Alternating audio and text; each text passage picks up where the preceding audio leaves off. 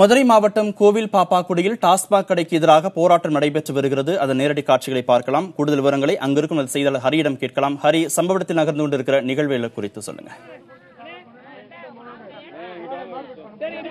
கார்த்திகேயன், பாத்தீங்கன்னா மதுரை கோவில் பாப்பாக்குடியில் இந்த அரசு மதுபான கடைக்கு எதிர்ப்பு தெரிவித்து போராட்டமானது நடைபெற்று வருகிறது. தற்போது நேரடி காட்சிகளை நீங்கள் நேரடியாக பார்க்கலாம்.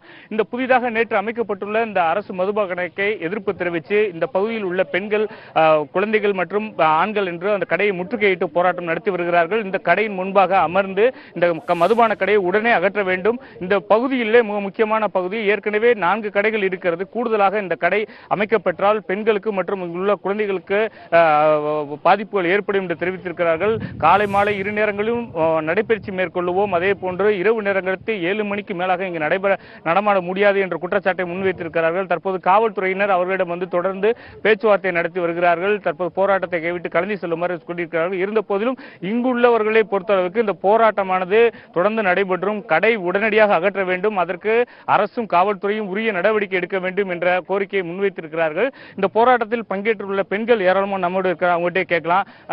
நீங்க சொல்லுங்க, அந்த போராட்டம் எதுக்கு நடத்துறீங்க, இந்த என்ன பாதிப்பு நீங்க சொல்லுங்க. அதான் இங்க நான் பொண்ணுங்க எல்லாம் வேலைக்கு போறதுக்கு மில்லு இங்கே தான் இருக்கு. 3 ஸ்கூலு சுத்தி 3 ஸ்கூல் இருக்கு. சின்ன பிள்ளைங்க எல்லாம் நடந்து தான் போறாங்க, வண்டி வசதி எல்லாம் கிடையாது. இவங்க இந்த மாதிரி ஒயின் ஷாப் ஓபன் பண்ணிட்டு சாயந்தரம் 6 மணிக்கு மேல நாங்கெல்லாம் வாக்கிங்லாம் இங்கிட்டு தான் போவோம். எப்படி நடந்து போறது? அது ரோட்டு மேல இருக்கு. எப்படி நடந்து போறது? ஒத்த சத்தையில போக முடியுமா, வர முடியுமா? என்ன பாதுகாப்பு இருக்குன்னு இவங்க இங்க எங்களுக்கு வேற ரோடும் கிடையாது, பஸ் வசதியும் கிடையாது. நடந்துதான் போகணும், நடந்துதான் வரணும். எப்பயாவது தான் ஆட்டோ வரும். எப்படி இங்கிட்டு போக முடியும்? அவங்க வாட்டுக்கு இங்க இது சுடுகாடு இங்கதான் இருக்கு. அவங்க வாட்டுக்கு குடிச்சு போட்டு எனக்கு என்னன்னு இருந்தாங்கன்னா நாங்க எப்படி போக முடியும், வர முடியும்? அதனால நாங்களும் சொல்லி பார்த்தோம், வேணான்னு சொல்லி பார்த்தோம், கேட்கல. இவங்க எப்படி கடையை கட்டினாங்கன்னு தெரியாது. நேற்று பார்க்கும்போது கடை இல்லை, காலையில விடிஞ்சு பார்த்தா கடை இருக்கு. எப்படி கட்டினாங்க என்ன?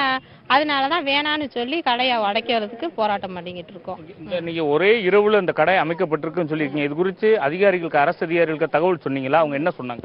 நாங்க சொல்லியாச்சு, அதுக்கு சரியான நடைமுறை எடுக்கல. அதனாலதான் நாங்க இந்த போராட்டத்துக்கு ஏற்பாடு பண்ணோம். எங்களுக்கு தெரிஞ்சதே காலையில தான் தெரியும். நாங்க இங்க வைக்க விட மாட்டாங்கன்னு பெரிய அதிகாரிகள்ட்ட சொன்னோம்.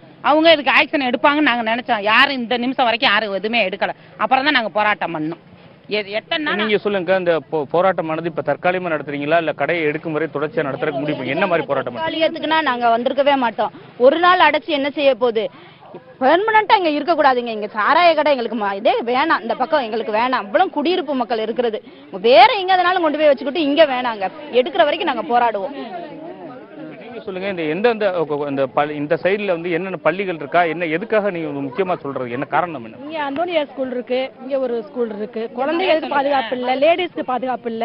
பக்கத்துல சுடுகாடு இருக்கு, இங்க சுடுகாடு புதைக்கிறதுக்கு வருவாங்க நிறைய பேர். அங்க அவங்க இங்க குடிச்சிட்டு கிடந்தாங்கன்னா மக்களுக்கு பாதுகாப்பு கிடையாது.